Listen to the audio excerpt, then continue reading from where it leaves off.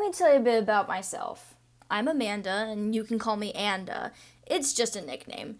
I go to ASU, and I'm majoring in computer animation and media processing. I also work for the math department. My pronouns are she, her, or they, them. Now, you might be wondering, what? They, them? That's not real. You're not more than one person. Who cares about pronouns? Well, I hate to break it to you, but everyone has pronouns, and they, them is just a gender neutral one. I think we should talk about labels.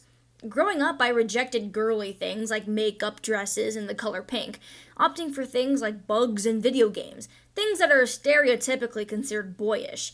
Because of this, I was considered a tomboy for most of my life, and I would say I still am. But in middle school, I started really getting into anime. I loved the fashion and the aesthetic, and I wished I was a cute anime character so bad, but for some reason I felt weird about having long hair and dressing girly at the same time. So I chopped it all off to get a sort of emo, edgy look.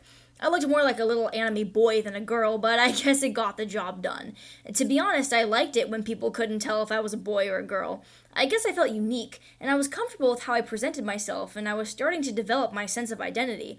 It was around this time when I realized I liked boys, girls, and people that were androgynous too. Websites like Tumblr gave me all these labels I put on myself, like panromantic, demisexual, and agender, but they were all so confusing and too specific. Then I found the term non-binary.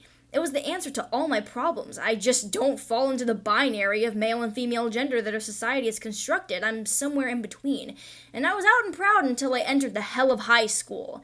It wasn't that bad, but it was kind of hard to be myself when people would make fun of me, and I compared myself to others and felt weird and ugly for not having long hair and dressing in trendy clothes. So eventually, I grew my hair out and ditched the anime look. Nothing really changed. I still dressed in whatever I thought was cool, and I enjoyed myself for the most part, but I stopped telling people about my pronouns and that I was non-binary. I just didn't think anyone would understand. That is until celebrities started coming out as non-binary and more people started to learn about it and it became more normalized.